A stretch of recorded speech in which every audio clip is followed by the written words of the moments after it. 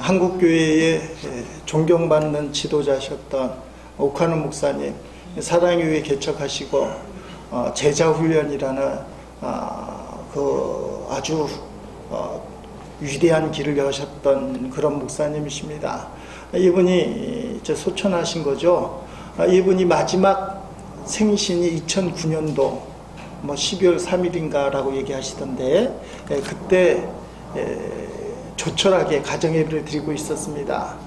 큰아들이 미국에서 와서 옥 목사님 내외라 큰아들 옥성호, 성호하고 3명이서 가정예배를 드렸다고 하네요. 그때 본문이 디모데전서 말씀을 본문으로 잡으시고 말씀을 하셨대요. 옥성호 씨가 쓴 아버지 옥하눔이라는 책에 나오는 내용이에요. 그때 이런 말을 했다는 겁니다. 성호야, 목사에게 필요한 건 딱 하나다. 하나님으로부터 은혜를 받아야 하고 그 은혜가 무엇인지 알아야 한다. 목사는 딱 2 종류가 있다. 은혜를 아는 목사와 은혜를 모르는 목사다. 은혜를 알아도 깊이 아는 목사가 있고 피상적으로 하는 목사가 있다. 그 은혜를 모르는 목사가 설교를 하면 그럴듯하기는 한데 설교는 결코 듣는 사람의 영혼을 때리는 울림이 없다. 성령의 역사는 없다. 감동이 없다. 너는 그런 설교가 어떤 것인지 가장 잘 알지 않니? 그게 바로 은혜의 차이 때문이다. 큰아들 옥성호 씨가 아직도 목사 안수가 안 됐는데 이때 목사 안수 되기로 작정을 했던 것 같아요. 왜냐하면 오카노 목사님 소원이 아들 목사 시키는 거. 그래서 목사가 되려면 은혜를 아는 목사가 돼야 된다. 은혜를 흘러보내는 목사가 돼야 된다라는 아버지의 간절한 소원이 이 생일날 맞은 가정예배 때 고스란히 담아있는 거예요.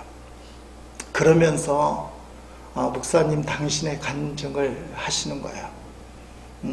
옥 목사님이 어렸을 때 초등학교 시절에 어느 날 어머니가 호롱불 밑에서 바느질을 하시는데요. 어린 옥하누미가 자리에 누워서 그 바느질하는 어머니에게 성경을 읽어주는 거예요. 마태복음 27장. 참 요새 그런 역사가 일어나야 되는데요. 어떤 역사가 일어났냐면 이 조그만 초등학생 옥하누미가 27장 마태복음을 읽는데요. 예수님의 고난이 너무 처절한 거예요. 그 책의 표현을 보면 나의 감성과 지성을 깊이 때렸다. 그래서 성경을 읽고 있는 옥하눔도 울고 그 성경 이야기를 듣고 있는 어머니도 바느질을 하면서 울고 아마 이때가 옥하눔 목사님이 회심을 했던 때 같아요. 너무 깊은 은혜를 누렸다. 대단하지 않아요? 호롱불 밑에서요, 잘 보이지도 않는 그 성경을 초등학생이 떠듬떠듬 읽는데 초등학생이 평생을 잊지 못하는 깊은 은혜를 누렸다는 거예요. 어머니하고 성경 말씀을 읽으면서 울었다. 그러면서 그 은혜가 얼마나 깊었는지 아들 성호에게 그런 말을 얘기하는 거예요. 내가 사역자가 되고 목사가 되고 은퇴를 했거든요. 은퇴를 했는데도 솔직히 말하면 이게 옥하누 목사님 같은 거장 목사님이 하기 힘든 말인데 그때 초등학교 때 받은 은혜가 완전히 회복되지 못했다. 한순간도 그 은혜를 누린 적이 없다. 사실은 충격이에요. 한국교회의 은혜의 강물을 흘러보낸 거목이신 목사님이 그 수많은 사람들에게 도전을 주고 은혜를 끼쳤던 목사님 본인은 정작 초등학교 때 읽었던 마태복음 27장님 나온 예수님 만났던 그 은혜, 그 은혜만큼 뜨겁고 그 은혜만큼 잊지 못할 놀라운 경험이 없었다. 회복된 적은 없었다. 근데 그 다음 말이 더 중요한 말이에요. 그런데 그 은혜가 회복되지 못했음에도 불구하고 하나님의 은혜가 여전히 내 자신에게 유효했다. 조그만 아이가요, 호롱불 밑에서 읽었던 성경 마태복음 27장 말씀이 그때처럼 뜨겁고 눈물이 나는 은혜를 한 번도 회복되지 못했지만 그 은혜의 역사가 얼마나 컸는지 지금까지 아들 성우를 앞에 놓고 목사 되라고 지금 얘기하는 건데 지금까지도 그 은혜가 유효하다. 무슨 말을 하려고 하는 거예요? 성우야, 너 목사 되고 싶다면 이런 은혜는 있어야 돼. 평생 동안 붙잡을 수 있는 은혜. 가정예배는 이렇게 끝났다고 그래요. 마지막 마무리 말이 성우야, 너는 은혜를 알아야 한다. 은혜가 없는 목사, 은혜를 모르는 목사는 성도들에게 독약이 될 뿐이다. 너는 절대로 그런 목사가 되어서는 안 된다. 디모데전서 1장 12절 17절 말씀을 하면서요, 한마디로 얘기하면 성우야, 너가 목사 되려고 한다니 은혜를 아는 목사가 되어라. 여러분, 남들이 뭐라고 그래도요, 내가 받은 그 엄청난 은혜, 호롱불 밑에서 초등학생이 마태복음 27장을 읽는데 지금 생각하면 걔가 그 뜻을 알 수나 있었을까? 우리도 마태복음 27장 읽으면 예수님 십자가 고난 다 하는데 왜 우리는 그런 은혜를 못 받을까? 이게 성령의 역사예요. 성령의 역사. 여러분, 평생 잊지 못할 은혜. 아마 여러분들에게도 그런 은혜를 이야기하라고 하면 꺼낼 수 있을 거예요. 저도 꺼낼 수 있는데. 오늘 우리가 그런 은혜를 사모하자. 그 은혜를 사모하자. 목사만, 옥하는 목사님만 그런 은혜가 필요한 게 아니잖아요. 오늘 내게 그 은혜가 필요해요. 평생을 버틸 수 있는 은혜. 평생을 버틸 수 있는 은혜. 오늘 본문 11절에 보니까 하나님의 은혜가 모든 사람에 나타났다. 11절 말씀, 모든 사람에게 구원을 주시는 하나님의 은혜가 나타나. 아멘. 여러분, 은혜를 간구하는 자에게 하나님 은혜를 나타나 주셨다. 그러니까 오늘도 하나님 은혜를 사모합니다. 오직 하나님만 눈에 딱 들어오는 시간. 디도서 말씀은 성경에서 설교를 잘 안 하는 그런 말씀입니다. 석장으로 구성되어 있고 46절, 46절로 되어 있는 거죠. 짧은 성경인데 목사님들이 설교를 잘 안 하는 그런 본문인데요. 우리가 생명의 삶을 따라 설교를 하다 보니까 오늘 하게 됐습니다. 사도 바울이 전도 여행을 하면서 지역마다 교회를 세웠는데 그레데라는 섬에 교회를 개척을 하고 사도 바울은 또 전도하러 다른 곳에 가니까 그 그레데 섬에다가 디도라는 사람을 목사로 세웠어요. 요새 말로 얘기하면 사도 바울이 그레데 섬에 개척교회를 딱 세웠는데 담임 목사로 디도를 세웠다. 그런데 현실적인 문제가 디도라는 지역, 크레데라는 지역, 디도라는 사람을 크레데라는 그 섬 지역이 환경이 좀 좋지 않은 그런 환경. 쉽게 말하면 세상에서 제일 나쁜 사람들이 모인 동네가 그레데 섬이다. 성경의 1장 12절에 그레데 섬을 이렇게 표현합니다. 그레데인 중에 어떤 선지자가 말하되 그레데 출신의 하나님 믿는 사람이라는 얘기. 그레데인들은 항상 거짓말쟁이며 악한 짐승이며 배만 위하는 게으름뱅이라 하니. 아멘. 그레데 출신 사람이 뭐라고 얘기하느냐? 우리가 살던 섬의 그레데 사람들은 항상 거짓말쟁이다. 그 자료에 보니까요, 이렇게 얘기하는 겁니다. 어떤 사람이 막 거짓말을 하면, 야, 너 그레데 사람이야? 그 그레데 사람 하면 떠오르는 게 거짓말쟁이, 악한 짐승이라고 표현되어 있어요. 하는 행동마다 사람들을 불편하게 만들고 배만 위하는, 자기 이속만 챙기는 약삭빠른, 그리고 게으름뱅이가 그레데 사람이다. 사람의 질이 좀 좋지 않게 평가되는 그런 지역의 사람이라는 거예요. 자, 영적으로 봐도요, 이런 토양에서 신앙생활을 하는 그레데 사람들, 교인들이 쉽지만은 않아요. 그래서 사도 바울이 디도서 1장에서부터 그레데 교회 성도들의 상황을 쭉 이야기하는데, 가장 나쁘게 표현되는 그런 구절, 저에게 있어서는 이 말씀이 아마 그레데 사람들의 영적인 가장 치명적인 모습, 1장 16절에 이렇게 얘기해요. 사도 바울의 표현이에요. 그들이 하나님을 시인하나 행위로는 부인하는 가증한 자요, 복종하지 아니하는 자요, 모든 선한 일을 버리는 자니라 하면, 이게 사도 바울의 평가예요.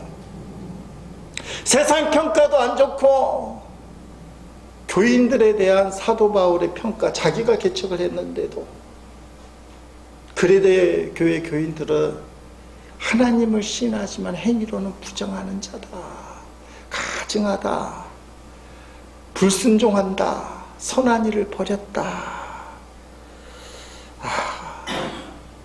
근데요, 사도 바울이 교회를 개척했는데 그레데 교회가 이렇게 교인들이 못났으니까 포기하자, 아니잖아요. 그래도 교회를 제대로 운영하려고요, 디도를 담임 목사 딱 세워놓고 디도에게 교회를 맡길 때 하나님이 이 그레데의 교인들을 절대 포기하지 않아. 그러니 너도 어떻게 해야 되겠어? 목사가 어떻게 교회를 포기해요? 목사가 어떻게 성도들을 포기해요? 사도 바울이 디도에게 권면하는 거예요. 목회하기가 힘들지 얼마나 힘들겠어요. 그 성격이 나오잖아요. 그레데 교회 성격들, 신앙 형태가 나오잖아요.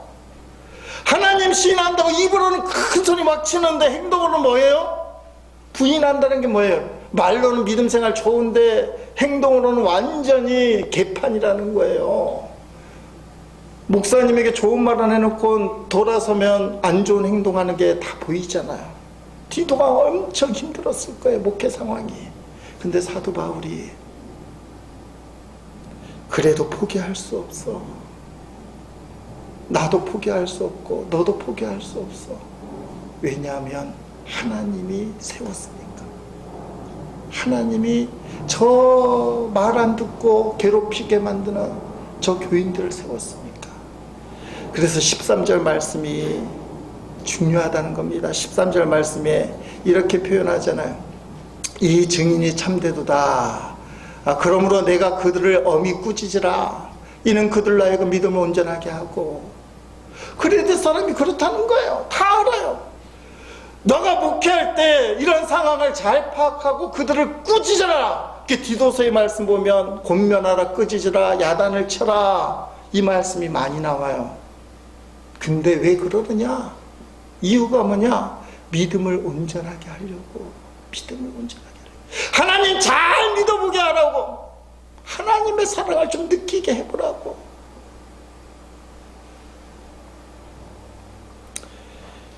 누가 믿음이 온전한 사람이고 어떤 사람이 믿음이 온전치 못한 사람이냐,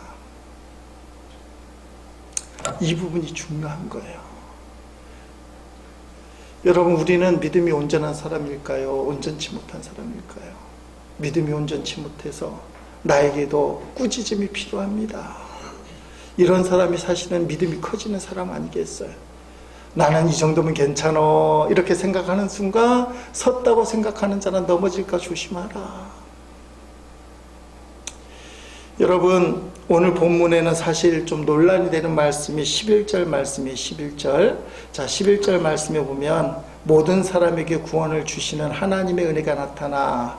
자, 이게 무슨 뜻이냐? 우리는 믿음을 갖고 있기 때문에 구원을 주신다 하면 바로 연결되는 게 예수님 믿어야 구원을 받지. 그런데 저 말씀 자체로만 해석을 하면 예수를 안 믿어도 누구든지 간에 모든 사람에게 구원을 주시는 하나님의 은혜다. 예, 이게 좀 어려운 단어인데 만인 제사장설이 아니고 만인 구원론이라고 얘기해요. 이게 좀 발전이 되면 지옥을 왜 만들어? 사랑의 하나님이. 이런 이상한 논리로 가게 돼요. 성경적이지 않아. 그래서 기독교의 일부 주장이 만인 구원론이라는 것을 펼쳐들면서 이 본문을 갖고 얘기하는 거예요. 봐라! 예수 안 믿어도 모든 사람에게 하나님이 구원을 주신다고 하지 않았느냐? 모든 사람에게 구원을 주신다. 이 근거, 디도서에 나온 이 한 말씀 때문에 지옥이 없다까지 이제 막 주장하기 시작하는 거예요. 근데 그게 아니라는 거 우리가 알아요. 자, 새 번역에서는 조심스럽게 이렇게 번역을 했습니다. 모든 사람에게 하나님의 구원의 은혜가 나타났습니다. 이 슬쩍 순서가 바뀌었는데 의미가 확 달라져요. 앞에 개정 성경은 모든 사람을 다 구원해 주신다는 뜻이지만 모든 사람에게 하나님의 구원의 은혜가 나타났으니 이 은혜를 받을 거냐 말 거냐, 은혜를 받을 거냐 말 거냐, 이 우리의 믿음으로 돌아와요. 이게 무슨 말씀이냐? 모든 사람에게 구원의 은혜의 기회를 주셨다. 누구에게나 기회를 주셨다. 장로교 뭐 강단에서는 표현이 그렇지만 보수라고 얘기할 수 있는 분들, 예정론을 확실히 믿는 분들은 이 말이 좀 이해가 안 되겠지만 대부분의 목사님들이나 학자들이 동의하는 거죠. 하나님의 은혜, 하나님의 구원의 기회는 다 주어졌는데 예수를 믿어야만 구원을 받는다. 예수를 믿어야만 구원을 받는다. 그러니까 이게 우리는 그냥 생각 없이 아멘 하지만 이게 이제 신앙의 여러 가지 갈등을 일으키는 말씀이에요. 근데요, 제가 이 말씀을 묵상하는데 그게 아니라는 걸 느꼈어요. 이건 주석이 없는 제가 하나님 앞에 묵상하면서 느낀 말씀인데요. 여기 모든 사람이라는 것은 그레데 교회의 모든 성도를 이야기해요. 모든 성도. 그러니까 개정 성경이 맞다는 거예요. 불신자 얘기하는 것이 아니고요. 사도 바울이 그레데 교회에 사는 모든 성도들은 구원을 주시는 하나님의 은혜가 나타나서 구원받은 성도들이다. 사람이 보기에는요, 거짓말쟁이, 영적으로 보니까 입으로는 시인하고 행동으로는 부인하는 가증한 성도. 사실 그런 성도가 있잖아요. 예수 믿는다고 얘기하면서 불신자들이 치를 떨게 만드는. 그래서 저 사람 때문에 난 예수 안 믿어. 교회는 좋아 보이는데 저 인간이 예수 믿는다는 것 때문에 심하게 하면 저 인간이 장로래매, 저 인간이 목사래매, 뭐 이런 말 하면서. 근데 저 인간, 그 사람에게도 하나님이 구원을 주셨다. 구원받은 성도다. 참 어려운 이야기이지만 이게 하나님의 은혜예요. 사람의 기준으로 구원을 주는 것이 아니라 우리가 봤을 때는 완전히 개차반, 인간 말종, 인간 쓰레기. 근데 그 사람에게도 구원을 주신 하나님의 은혜다. 여러분, 이렇게 해석할 수 있어요. 하나님을 입으로 시인하지만 행위로 부정하는 가증한 성도, 악한 성도, 짜증나게 하는 성도, 심하게 말하면 못되고 나쁜 성도, 치를 떨게 만드는 성도도 그들을 구원하시는 하나님의 은혜가 있다. 디도에게 지금 사도 바울이 그 설명을 하는 거예요. 너가 지금 주일날 예배 인도하려고 딱 설면 회중에 앉아있는 교인들 중에 너의 마음을 괴롭히는 그 사람들, 그래도 교인들의 성량이 그러니까 있지. 근데 그 사람들도 주님이 핏값 주고 사신 하나님의 아들, 딸이야. 그들에게 구원을 주신 하나님의 은혜가 있어. 넌 그걸 봐야 돼. 그걸 봐야 돼. 그 사람이 악한 모습, 괴롭히는 모습, 때로는 우리에게 상처를 주는 그 모습을 보는 게 아니고 그를 사랑하시는 하나님의 은혜가 나타나는 걸 봐야 돼. 더 심하게 얘기하면 저 인간이 교회 안 오면 더 나쁜 짓 할 거 아니겠니? 그 말을 하는 거예요. 교회는 죄인들이 모이는 곳이잖아요. 그러니 당연히 죄가 많은 것이 교회예요. 지난 주일 오후에 지방회가 있었습니다. 26개 교회가 모여서 1년 동안 딱 한 번 하는 정기 모임인데, 감리교 장로님은 그 지방회 때 장로로 장립되고 안수를 받으니까 은퇴도 지방회 때 해요. 물론 개개회에서도 은퇴 예배를 드리지만 공식적인 것은 지방회 때. 우리 지방에서 여자 장로님 포함해서 5분, 그러니까 내가 은퇴 예배 때 강단에 딱 서니까 10분이잖아요. 강단이 꽉 찬 게 그거 자체가 은혜가 되는 거예요. 만 70세 또 만 65세부터는 자원 은퇴를 할 수 있는데, 장로의 길을 뚜벅뚜벅 잘 걸어오다가 하나님의 은혜로 은퇴를 하는 그 모습이 얼마나 좋은지 꽉 차 있어요. 그리고 후배 장로님들 한 25분 되는 장로님들 앞에 나와서 특송을 해주십니다. 나의 힘이 되신 여호와여, 내가 주를 사랑하나이다. 그 은혜를 듣는데 가슴이 벅차오르는 거예요. 주님의 힘으로 장로 직분을 잘 감당하다가 이제 은퇴를 하게 되는구나. 장로 직분은 은퇴하지만 계속 나는 주님의 힘으로 믿음의 길을 걸어가야겠다고 아마 장로님들이 은퇴하면서 그런 마음을 먹겠구나. 요새 은퇴가 너무 빠른 거예요. 다 쌩쌩하신 분인데 이제 은퇴를 하신다고 하니까. 저분들이 교회에서 기둥과 같은 분들 아니십니까? 목사님에게 힘이 되고 교인들을 잘 이끌어 왔던 장로님들, 큰 도움이 되는 분들. 우리 교회도 그래서 장로님이 필요하지 않나 그런 마음이 들던데요. 여러분, 마음에 딱 들고 기둥과 같은 장로님들 같은 성도들만 교회에 있는 건 아니잖아요.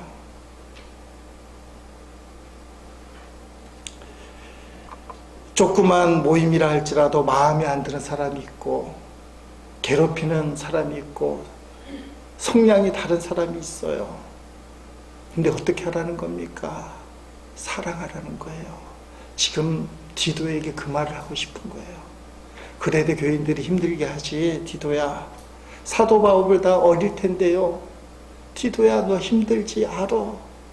근데 저들에게 하나님이 은혜를 베푸시길 원해. 은혜를 나타나길 원해. 예수님이 그러셨잖아요. 사랑할 만한 사람을 사랑한다면 그건 보통 사람도 하는 거지. 너희는 뭔가 남다르게 사랑을 해야 되는데 누구까지 사랑해요? 온수까지.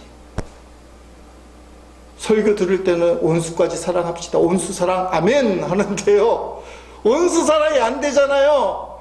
우리도 그래도 교인이에요. 입으로는 신하라 행동으로는 부인하는 자니 온수를 사랑한다고 얘기하지만 안 되잖아요. 근데 이런 우리도 주님이 사랑해 주신다. 주님이 사랑해 주신다. 본문을 보면서 하나님의 은혜는 사람을 가리지 않는다. 이걸 조금 다른 영역으로 돌려보면 하나님의 은혜는 고난을 가리지 않는다. 하나님의 은혜는 질병을 가리지 않는다. 나를 괴롭히는 사람, 나를 힘들게 하는 고난, 나를 정말 힘들게 하는 질병, 이걸 하나님이 내게 주시는 믿음을 업그레이드 시키는 기회, 좋은 기회라고 생각하면 안 될까? 세상에서 흔한 말로 뭐라 그래요? 고난은 변장한 축복이다. 고난이라는 게 탁 내게 닥치니까요, 이거 너무 힘들어요. 그래서 그걸 뜯어봤어요. 근데 그 속에 뭐가 들었다는 거예요? 축복이 들었다는 거예요. 왜냐하면 하나님은 의미 없는 것을 안 주기 때문에, 합력하여 손을 이루기 때문에, 좋으신 하나님은 반드시 좋은 것을 주시기 때문에, 비록 그 과정이 어렵고 힘들지만 그것은 우리의 신앙을 단련시키고 인생을 연단시켜서 하나님이 쓰시려는 큰 그릇으로 만드는 과정이지, 그게 끝이 아니기 때문에 그래서 믿음 생활은 동굴이 아니고 터널이다. 동굴은 끝이 다다르면 어둠으로 끝나는 거예요. 근데 터널은 반드시 통과하고 끝이 환하게 밝는 열려있는 굴이에요. 디도에게 그 말 하는 거예요. 그레데 교회 목회 힘들지. 근데 너를 성숙시켜주는 거야. 하나님의 은혜가 그들에게도 있고 너에게도 있어. 이런 이야기는 많이 나오잖아요. 1994년 일본 소설가로 노벨 문학상을 받은 사람이 오에 겐자부로라는 사람이 있어요. 이렇게 자료를 찾아보니까 1967년에 쓴 만년 온년의 풋볼 이라는 책. 이게 27년이 지나고 그게 이제 그 작품 때문에 노벨 문학상을 받았다는 거예요. 그가 그의 인생을 돌아보니까 이 사람이 젊었을 때는 일본에서 비평가로 날렸던 사람이라 그래요. 그래서 비판의 명수 하면 오메 겐자부로 이렇게 얘기해요. 그래서 오에 겐자부로는 찬바람이 나는 사람, 어떤 작품이 나오든지 간에 비평을 하고 날카로운 비평을 통해서 문제점을 지적하고 이런 사람으로 유명했던 사람이에요. 근데 이 사람이 결혼을 하고요, 자식을 낳는데 정신박아가를 낳게 된 거예요. 이게 정박아를 낳게 돼서 인생을 바라보는 눈이 달라지기 시작했어요. 찬바람이 불던 그 시선에서요, 사람을 이제 보는 눈이 달라지는데 따뜻한 눈길로, 사랑의 눈길로, 더더구나 겸손의 눈길로 인생을 보고 작품을 쓰다가 결국은 노벨 문학상을 수상하게 되는 그런 영광을 안게 된 거예요. 이 사람이 한 유명한 말이 있습니다. 노벨 문학상 수상할 때 이야기했던 소감이에요. 나는 일찍이 문학계의 명성을 얻었던 문학 비평가였습니다. 그런데 나의 삶에 커다란 전환의 계기가 왔습니다. 그것은 우리 부부에게 히카리라는 정신박약아가 태어난 것입니다. 나는 어째서 왜 우리에게 이런 일이 있을 수 있을까? 라고 생각하면서 현실을 거부하고 싶었습니다. 그러나 이 자리에서 밝히고 싶은 것은 그 정신박약아 아들이 나의 문학에 새로운 빛을 던져 주었다는 것입니다. 나는 나의 정박아 아들을 통해서 생명의 신비로움과 생명의 근원이 되시는 하나님을 알게 되었습니다. 따라서 나의 소중한 아들 히카리는 오늘 나로 하여금 이 자리에 나를 있게 만든 문학의 스승입니다. 오해 겐자부로에게 있어서 고난을 통해서 세상을 새롭게 만났다는 거예요. 차가운 바람이 불던 인생, 뭘 보든지 간에 냉정하게 비판하던 인생에서 겸손한 인생으로, 사람을 따뜻하게 만나는 인생으로, 오해 겐자부로는 궁극적으로 하나님을 만난 거예요. 그리고 그 사랑을 알았고 아들을 왜 이렇게 주셨는지에 대한 답을 얻었어요.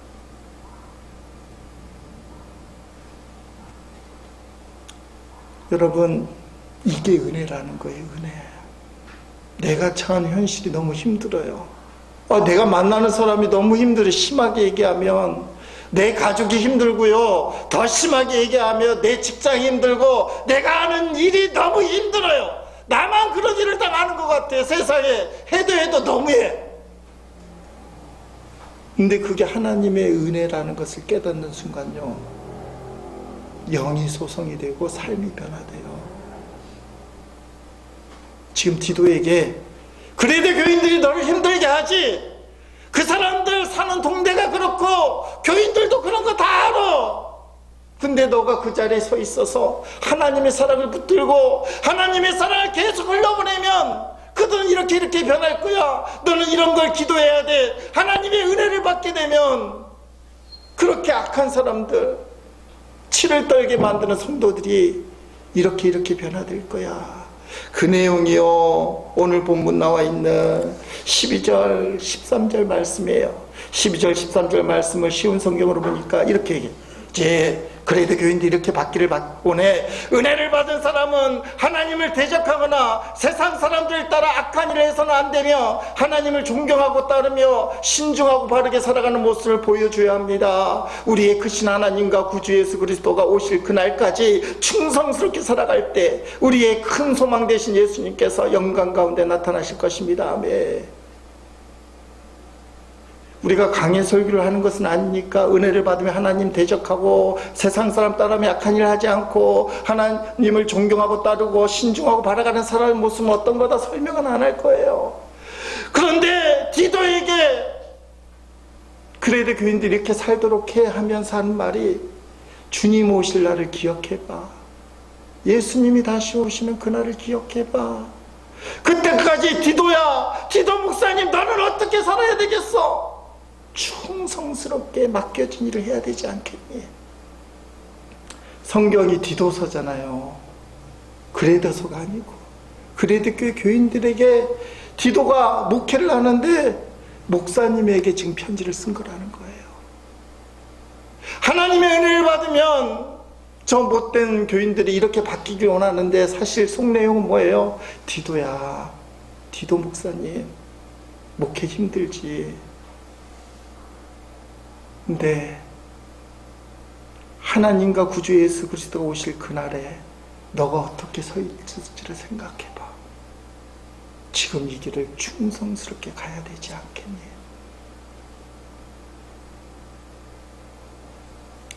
주님 다시 오시는 그날까지 믿음의 길을 충성스럽게 가자. 그러면 너를 통해서 그레도 교회의 교인들이 바뀔 것이다. 성경에 보면 디도가 그레데 교회를 떠나서 다른 곳에 간다는 표현이 있어요. 근데 놀라운 사실은 그레데 그 지역에 디도를 추모하는 기념비가 있다는 거예요. 하나님이 자리를 옮길 때까지 디도가 충성해서 그레데 교회, 그 상황이 좋지 않는 교회에 하나님의 그 은혜를 흘려보냈다는 것을 볼 수 있어요. 여러분, 디도에게 사도 바울이 은혜의 핵심이 무엇이냐를 설명하는 게 14절 말씀이에요. 디도야 힘들 때마다 이 말씀을 기억해. 예수님께서는 우리를 위해 자기 자신을 주셨습니다. 우리를 모든 악에서 구원하시고 깨끗하게 하셔서 선한 일을 하기에 힘쓰는 그의 백성이 되게 하시려고 우리를 대신해서 죽으셨던 것입니다. 아멘. 목사님이니까 너무 잘할 거 아니에요. 왜 예수님이 십자가에서 죽었지? 우리를 사랑하시기 때문에. 우리를 사랑하시기 때문에 생명을 주셨다. 십자가에서. 그러니까 너도 인간적으로 힘들고 때로는 마음이 안 차고 때로는 박차서 뛰쳐나가고 싶어도 예수님의 사랑, 나를 위해 죽으신 예수님의 사랑, 그거 기억하고 그 자리를 지켜라. 오늘 본문 11절에 보면 하나님의 주심날, 구원을 주신 하나님의 은혜, 그리고 오늘 14절에도 보니까 예수님이 자신을 주셨다, 주셨다, 주셨다, 이게 나와요. 여러분, 성부 하나님이 우리에게 은혜를 주셨다. 성자 예수님이 십자가에서 우리를 주셨다. 오늘은 좀 딱딱한 말씀 하나 붙들고 가야 돼요. 기독교의 뿌리, 기독교의 근간, 기독교의 핵심. 떠납시다. 삼위일체.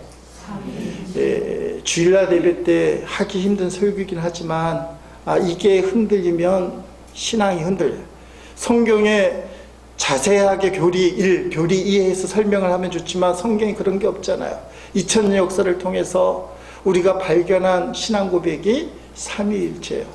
성부 하나님, 성자 예수님, 성령 하나님. 성부 하나님은 우주 만물을 창조하신 분. 성자 예수님은 우리를 위하여 십자가에서 생명을 주시고 구원하신 분. 성령 하나님은 우리와 동행하시는 분. 그런데 이 세 하나님이 한 분이시다. 그리고 뚱딴지같이 세 분이시다. 완전히 한 분이시고 완전히 세 분이시다. 이게 뭔 말인지 모르는 분들 이게 정상이에요. 왜냐하면 합리적으로 설명이 안 되는 거예요. 성경이 그렇게 묘사되어 있으니까. 그래서 어떤 부흥사님들이, 때로는 목사님이 가볍게 이렇게 설교합니다. 제가 목사인데요, 우리 어머니 앞에 가면 아들, 그 나보고 아들이라 불러요. 우리 집사람 앞에 가면 여보, 남편이라 불러요. 내 아들 앞에 가면 아들이 나보고 뭐라 불러요? 아버지. 나는 하는데 봐요, 내가 역할이 세 개입니다. 아들 역할도 하고 남편 역할도 하고 아버지 역할도 해요. 근데 이게 양패론인데 잘못된 가르침이에요. 쉽게 설명하는 거지만, 왜냐하면 존재가 하나잖아요. 나라는 존재 하나인데 성경은 존재가 셋이라 얘기하거든요. 하나님의 존재가. 이 존재가 얘기를 한다는 거예요, 서로. 예수님이 세례를 받을 때 하늘에서 아버지가 나의 기뻐하는 자, 나의 사랑하는 자 말씀하셨고, 예수님이 하늘로 올라가실 때 나를 대신해서 성령님을 보내주시나 말씀하셨고, 근데 혼자 얘기하고 혼자 막 떠들면 정신병자지, 그게 문제가 되잖아요. 그러니까 나 혼자가 아니라는 거예요. 쉽게 그렇게 설명하지만 그렇게 쉬운 설명. 또 어떤 사람이 이렇게 얘기해요. 컴퓨터를 봐라. 거기 모니터가 있지, 본체가 있지, 키보드가 있지. 삼위일체가 그런 거야. 이것도 문제예요. 하나님이 합체 로봇가 아니거든요. 왜냐하면 키보드만 갖고 컴퓨터를 안 그러고 모니터만 갖고 컴퓨터를 안 그러거든요. 근데 우리는 성부 하나님만 갖고도 하나님, 예수님만 갖고도 하나님, 성령 하나님만 갖고도 하나님. 그러니까 이거는 따라합시다. 신앙 고백. 이걸 고백을 안 하면 이단이에요. 성부, 성자, 성령 하나님. 자, 이것을 이렇게 설명합니다. 이게 거의 공감하는 설명인데, 이게 원래는 설명이 안 되지만 그래도 우리가 왜 이런 이상한 걸 믿게 하시는지.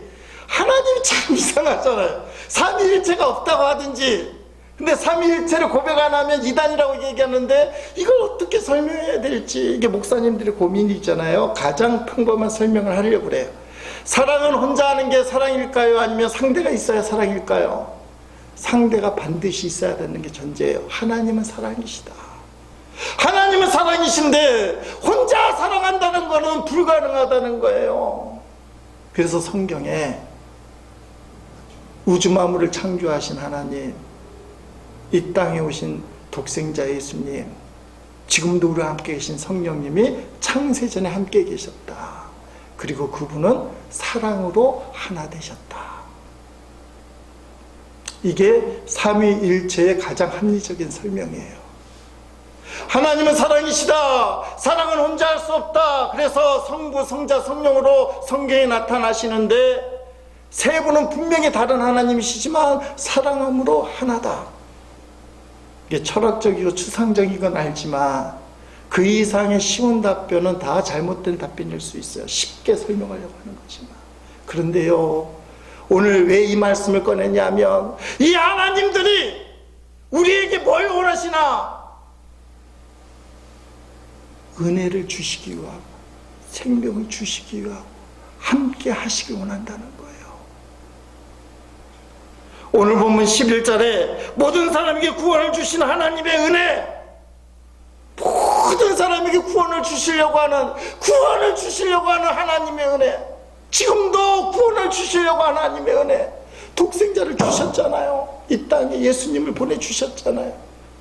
하나님은 달라는 하나님이 아니라는 거예요. 주시는 하나님. 14절에 예수님, 그가 우리를 대신하여 자신을 주시면 십자가에서 생명을 주시는 분이 예수님, 우리의 죄악 때문에 살과 피를 흘리시고 지키시고 생명을 주시는 분이 예수님. 살기 위해서. 성령님은요, 보통 성령님은 믿음을 갖게 만들고 예수님을 생각나게 만들고 말씀대로 살게 만들고 예수님 닮아가게 하는 보혜사라고 얘기해요. 제가 제일 좋아하는 성령님에 대한 표현은 로마서 8장 26절 말씀입니다. 로마서 8장 26절 이렇게 돼요. 이와 같이 성령도 우리의 연약함을 도우시나니 우리는 마땅히 기도할 바를 알지 못하나 오직 성령이 말할 수 없는 탄식을 우리를 위하여 친히 간구하시니라며. 우리가 기도하도록 도와주시는 분, 연약할 때 우리를 붙드시고 탄식하고 통곡하면서 얘야 예수를 잘 믿어야지, 신앙생활 잘해야지, 세상에 흔들리지 마, 고난에 넘어지지 마, 절망에 빠지지 마.